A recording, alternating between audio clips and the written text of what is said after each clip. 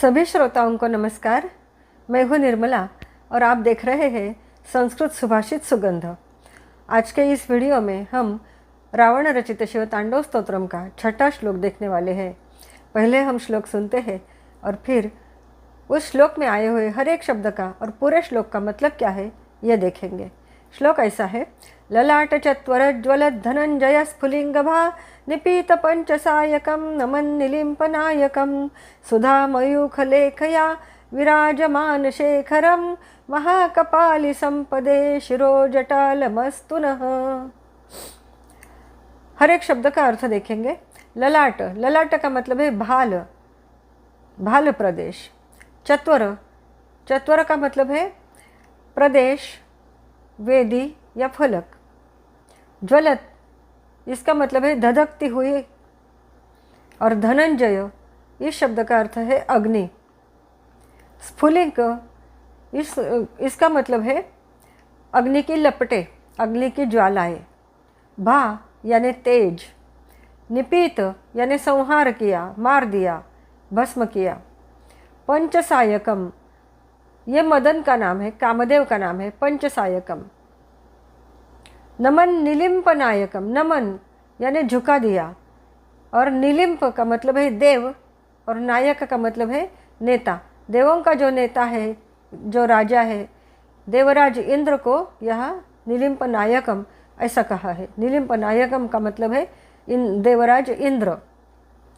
सुधा मयूख लेखया, सुधा इस शब्द का मतलब है अमृत और मयूख इसका मतलब है किरणें। लेखया, लेखा का मतलब है चंद्रकला।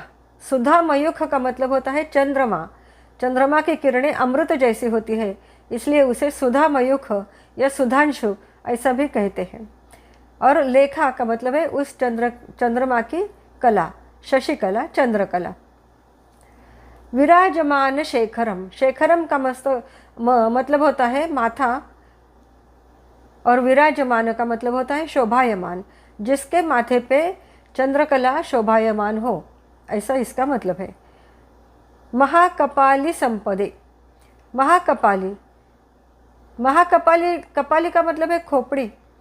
नरमुंडों की माला जिसके गले में है और जिसकी संपत्ति ये नरमुंडों की माला ही है, ऐसा वो महाकपाली। कपालिन ये एक शंकर जी का विशेषण है। उसके हाथों, उनके हाथों में जो भिक्षा पात्र होता है वो एक कपाली होती है। कपाली यानी मानव की खोपड़ी, इसलिए उन्हें महाकपालीन ऐसा बोलते हैं। महाकपालीन का एक मतलब होता है महादेव, और जिसके हाथों में भिक्षा पात्र हो खोपड़ी के रूप में, वो भी महाकपालीन। जिसके गले में नरमुंडों की माला हो, ऐसा वो महामुंडमाली भी महाकपाली होता है। शिरो जटालम, शिर यानी मस्तक और जटालम यानी जटायुक्त। अस्तु का मतलब है रहे और नह का मतलब है हमारा। पूरे श्लोक का मतलब क्या होता है देखेंगे।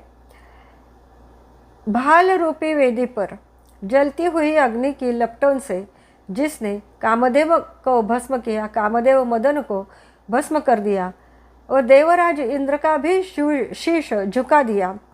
हे महामुंडमाली, आपका जटायुक्त शीश जो चंद्रमा की अमृत वर्षी किरणों से शोभायमान हो रहा है, मेरी संपदा की रक्षा करे।